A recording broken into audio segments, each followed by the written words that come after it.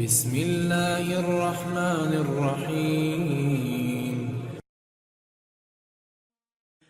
طوفان نوح گزر جانے کے بعد جب حضرت نوح علیہ السلام کی کشتی جودی پہاڑ پر پہنچ کر ٹھہر گئی تو حضرت نوح علیہ السلام نے روئے زمین کی خبر لانے کے لیے کبوتر کو بھیجا تو وہ زمین پر نہیں اترا بلکہ ملک سبا سے زیتون کی ایک پتی چونچ میں لے کر آ گیا۔ تو آپ نے فرمایا کہ تم زمین پر نہیں اترے، اس لیے پھر جاؤ اور روئے زمین کی خبر لاؤ۔ تو کبوتر دوبارہ روانہ ہوا اور مکہ مکرمہ میں حرم کعبہ کی زمین پر اترا اور دیکھ لیا کہ پانی زمین حرم سے ختم ہو چکا ہے اور سرخ رنگ کی مٹی ظاہر ہو گئی ہے۔ کبوتر کے دونوں پاؤں سرخ مٹی سے رنگین ہو گئے اور وہ اسی حالت میں حضرت نوح علیہ السلام کے پاس واپس آ گیا اور عرض کیا کہ اے اللہ کے پیغمبر، آپ میرے گلے میں ایک خوبصورت توق عطا فرمائیے اور میرے پاؤں میں سرخ خضاب مرحمت فرمائیے اور مجھے زمین حرم میں سکونت کا شرف عطا فرمائیے۔ چنانچہ حضرت نوح علیہ السلام نے کبوتر کے سر پر دست شفقت پھیرا اور اس کے لیے یہ دعا فرما دی کہ اس کے گلے میں دھاری کا ایک خوبصورت ہار پڑا رہے اور اس کے پاؤں سرخ ہو جائیں اور اس کی نسل میں خیر و برکت رہے اور اس کو زمین حرم میں سکونت کا شرف ملے۔ سبحان اللہ۔